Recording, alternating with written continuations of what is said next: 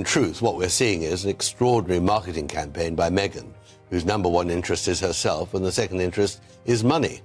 And the question is, how will she make a lot of money in a short period of time in the end to make sure she doesn't need always to parade herself as the victim of the royal family? She's always looking for other business opportunities. Harry undoubtedly was one step, but will she keep Harry for long?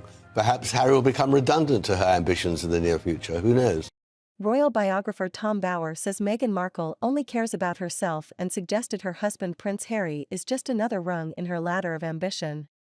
Meghan is sued by her half-sister Samantha Markle of having ruined her reputation through the Duchess' 2021 Oprah interview. Samantha aims to prove that Meghan made false statements about her childhood during the Oprah interview, leaving her with humiliation and hatred. She wants Meghan to admit to lying about their relationship in a recorded interview before Harry is questioned. The 58-year-old also wants Meghan to make 38 admissions, including that Queen Elizabeth and King Charles are not racist. Meghan told Oprah in 2021 she was an only child, which everyone who grew up around her apparently knew. I grew up as an only child, which everyone who grew up around me knows. And I wished I had siblings. I would have loved to have had siblings. That's why I'm so excited to be pregnant, so that Archie has someone. It was really interesting the last time I saw her must have been at least 18, 19 years ago. And before that, 10 years before that. So you all weren't close? You didn't grow up together? No. She doesn't No. really know you? No, she changed her last name back to Markle in, I think she was in her early 50s at that time, only when I started dating Harry. Florida Judge Charlene Edwards Honeywell rejected Meghan Markle's lawyer's request to stop the discovery process and allowed Samantha Markle's lawsuit to proceed. Although a preliminary peek at the motion to dismiss suggests that some of the claims against her may be ripe for dismissal, the review does not reveal, at this time, a clear indication that the court will dismiss the action in its entirety. Defendant Markle does not show that unusual circumstances justify the requested stay, or that prejudice or an undue burden will result if the court does not impose a stay. Thus, Defendant Markle does not satisfy the high standard required to stay discovery pending the resolution of a dispositive motion. Mr. Bower told GB News host Dan Wooten that the Duchess has been making a profit by portraying herself as a victim of the royal family. He suggested Meghan is always on the lookout for new business opportunities to make herself richer and take advantage of her popularity.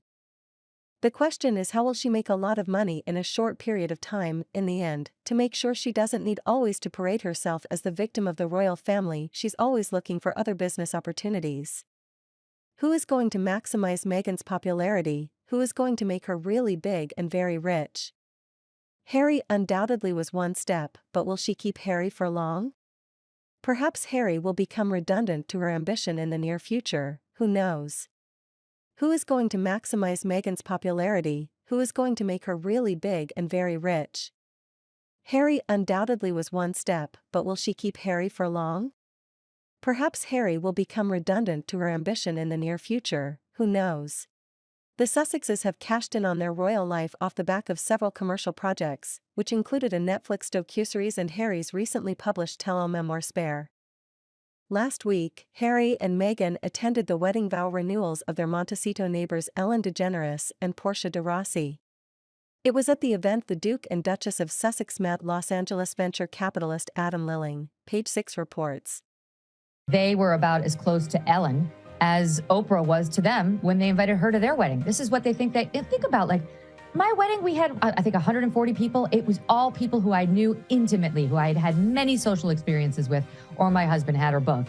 Who invites some random celebrity to their wedding or their vow renewal? It speaks as poorly of Ellen as it does of them. And by the way, it's not like Ellen is some hugely popular celebrity anymore here in the United States. People loathe her. She turned out to be a massive bully to all the people on her set. Follow the thread. She was reported to not look people. She didn't want the staffers to look her in the eye when they walked by her in the hallways. She would only deal with only the top executives. She didn't want people speaking to her. Does that remind you of anybody? Yes, similar reports about Meghan Markle bullying her staff and thinking she was better than the little people. No wonder they got the invite.